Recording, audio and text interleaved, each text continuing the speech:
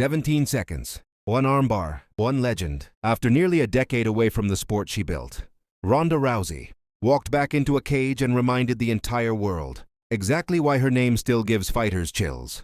This is MVP MMA 1, and it was one of the wildest nights in MMA history. On the night of May 16, 2026, Jake Paul's most valuable promotions made its MMA debut at the Intuit Dome in Inglewood, California, live on Netflix. Yes, Netflix. This was the first ever MMA event broadcasted on the world's biggest streaming platform, and it delivered fireworks from start to finish. Jake Paul and his business partner, Nakisabidarian, didn't just want to put on a fight card. They wanted to shake up the entire MMA industry. Every fighter on the card was guaranteed a minimum of $40,000. Compare that to the UFC's standard introductory pay of just $12,000. And you start to understand what MVP is trying to do. They're not just promoting fights, they're challenging the system. Now, the main event, the moment everyone had been waiting for. Ronda Rousey, 39 years old, hadn't fought since 2016. Gina Carano, 44, hadn't stepped in a cage since 2009. Two women who practically invented women's MMA, finally meeting inside the cage for the first and last time. The bell rang.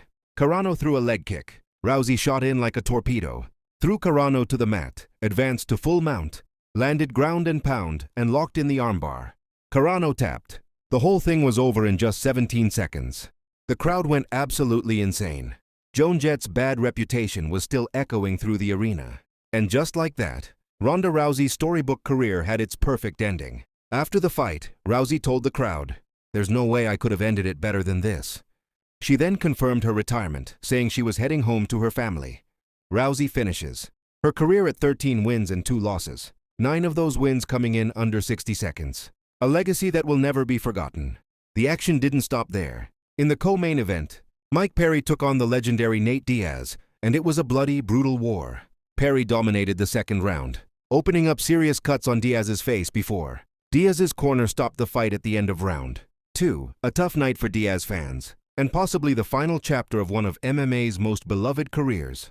And then there was Francis Ngannou, the most feared heavyweight on the planet, returning after 2 years away to absolutely destroy Philippe Lins with a single punch at the 4:31 mark of round 1. First round, 1 punch. Good night. The Predator is back. MVP MMA 1 wasn't perfect. Critics called it a nostalgia show, and the main event barely lasted long enough to finish a sentence.